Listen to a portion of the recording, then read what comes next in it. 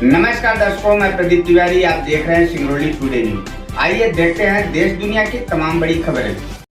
के पवार जी, ब्रजेश जी, अरुणगिरी जी और मेरे प्रिय अतिथि शिक्षक, बहनों, भाइयों, बेटे बेटियों,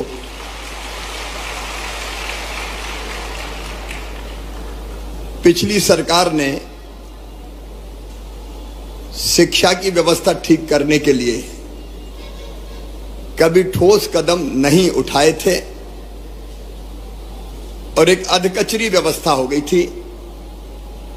गुरुजी, शिक्षाकर्मी, बाद में अतिथि शिक्षक, और इनकी जिंदगी अगर देखें तो ऐसे अनिश्चितता के भंवर में फंस गई थी कि करें तो क्या करें इतने साल पढ़ाने के बाद। मैं एक आपके योगदान को मैं कभी भुला नहीं सकता। जब रेगुलर शिक्षक नहीं थे तब अतिथि शिक्षक के रूप में आपको पढ़ाने का दायित्व सौंपा गया और मुझे प्रसन्नता ये कहते हुए कि अधिकांश अतिथि शिक्षकों ने पूरी कर्तव्य निष्ठा के साथ अपने दायित्व का निर्वाह किया, अपने दायित्व को निभाया। आप वो हैं जिन्होंने हमारी शिक्षा की गाड़ी को आगे बढ़ाया। बच्चों को आप लगातार गांव-गांव में पढ़ाते रहे। मैं आपको इसके लिए हृदय से धन्यवाद देता हूं। आज मैं शिक्षा पे कोई भाषण देने नहीं आया, क्योंकि वो समय समय पे हमारी चर्चा होती रहती है। लेकिन मित्रों, मैं अपनी ड्यूटी मानता हूं कि जिन लोगों ने जी जान से अपने सामर्थ्य और अपने क्षमता के अनुरूप बच्चों को विद्या का दान दिया, उनकी जिंदगी भी कुछ बेहतर की जाए। अनिश्चितता के भंवर में वो लगातार लटके ना रहें। और इसलिए अभी अलग अलग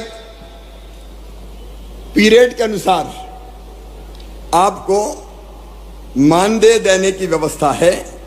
अब ये पीरियड के हिसाब से नहीं होगी, अब महीने के हिसाब से मानदेय की व्यवस्था होगी। और मानदेय भी जो हम तय कर रहे हैं, वर्तमान जो होता है, अतिथि शिक्षक वर्ग 1 9,000, इसके स्थान पे 18,000 रुपया दिया जाएगा। अतिथि शिक्षक वर्ग 2 7,000, उसकी जगह 14,000, और 3 को 5,000 की बजाय 10,000 रुपया ये मानदेय किया जाएगा। और अभी शायद हर महीने करते हैं अनुबंध, क्या करते हैं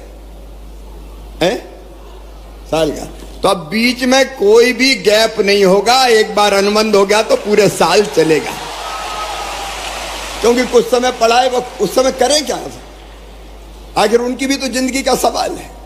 और इसलिए एक बार अनुबंध का मतलब साल भर उनकी सेवाएं चलेंगी। लेकिन इसके साथ साथ अब इस अनिश्चितता के भंवर से निकालने की भी एक परमानेंट कोई योजना बनानी पड़ेगी। और इसलिए हम एक शिक्षकों की भर्ती में अभी तक अतिथि शिक्षकों को केवल 25% का आरक्षण था, अब 50% बढ़ा के किया जाएगा। क्योंकि जो पढ़ा रहे हैं, जो अनुभवी है, वर्षों का व्यवहारिक ज्ञान जिनको है, अगर वो भर्ती होंगे तो मैं समझता हूं कि वो बेहतर ढंग से बच्चों को पढ़ा सकेंगे, और ये व्यवस्था अगली भर्ती से ही जैसे होती है तत्काल हम लागू करने का काम करेंगे। और अतिथि शिक्षकों को उच्च शिक्षा विभाग के अनुसार प्रतिवर्ष 4 और अधिकतम 20 अंक बोनस के रूप में ये प्रदान किए जाएंगे, ताकि अधिकतम उनका चयन हो सके, उनका सिलेक्शन हो सके। आप पढ़ाने का काम कर रहे हैं, लेकिन पूरे मान और सम्मान के साथ पढ़ाएं, एक मैं ये भी तय कर दूंगा कि जैसे नियमित पढ़ाने वालों को वेतन मिलता है, अब चूंकि वेतन तय हो गया है, मानदेय तय हो गया है, इसलिए निश्चित महीने की 1 तारीख, 1 या 2, 3, 4 जो भी होती है, उसमें सबको मानदेय मिल जाए, भटकना ना पड़े, परेशान ना होना पड़े, ताकि इनके घर की गाड़ी भी चल सके, परिवार को भी ये ढंग से देखने का काम कर सके। और एक मैं गुरुजियों की तरह एक योजना बनाऊंगा कि जिसमें पात्रता परीक्षा लेके भी हम अतिथि शिक्षकों को नियमित करने की दिशा में आगे बढ़ सकें। जब गुरुजी के लिए किया है तो उनके लिए भी हम सोच सकते हैं। केवल जो आरटीए के अंतर, आपको पता है शिक्षा का जो कानून है आरटीई, उसके अंतर्गत डीएड बीएड वाली जो बाध्यताएं हैं वो हम रिलैक्स नहीं कर सकते, क्योंकि वो केंद्रीय कानून है।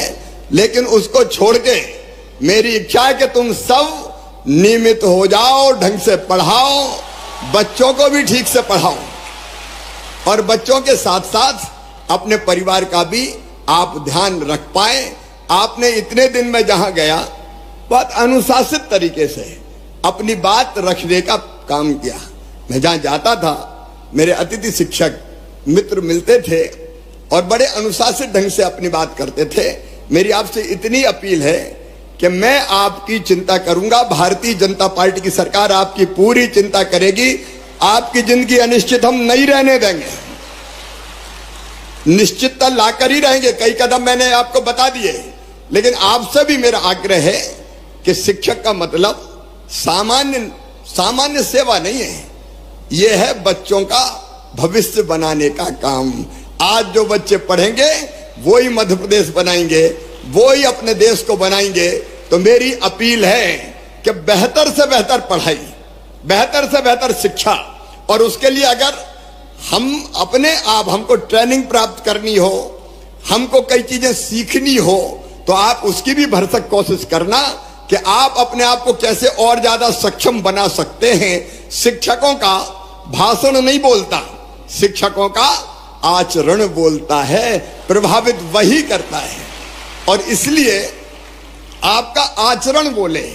आपको देखे देखो, मैं आज जो कुछ हूं, मैंने अनेकों बार कहा है, मैं आज फिर कह रहा हूं कि मैं जो कुछ हूं आज, उसमें सबसे बड़ा योगदान है तो मेरे माता पिता के बाद मेरे गुरु, मेरे शिक्षक श्री रतन चंद जैन जी का है। मैं उनको बारंबार प्रणाम करता हूं।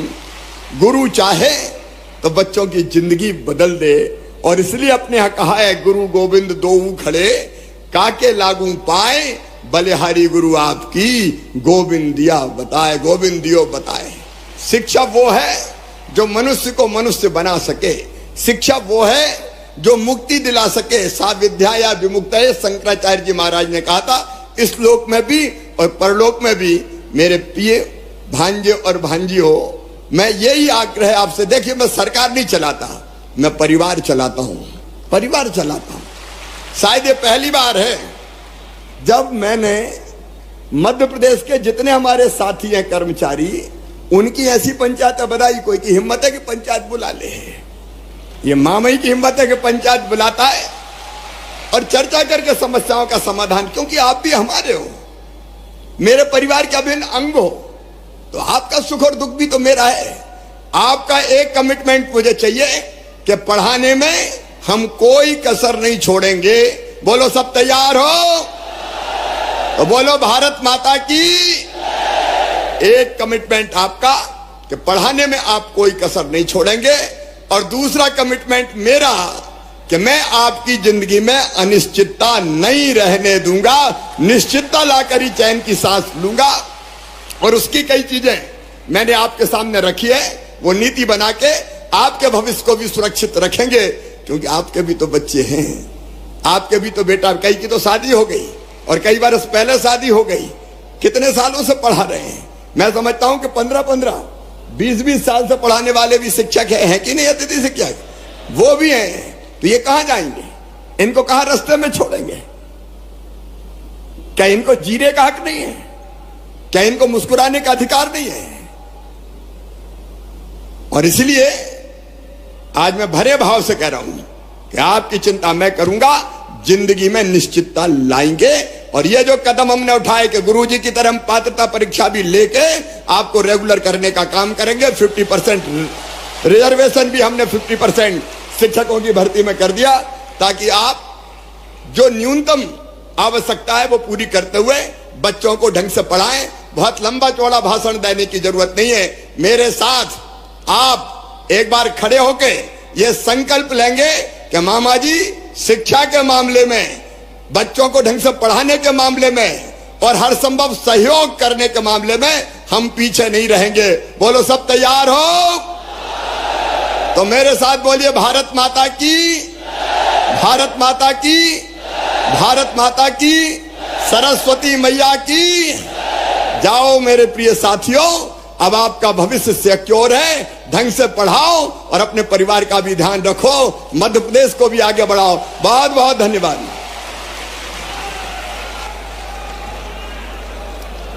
बहुत बहुत धन्यवाद माननीय मुख्यमंत्री महोदय आपका। हम आभार व्यक्त करते हैं माननीय मुख्यमंत्री जी का। माननीय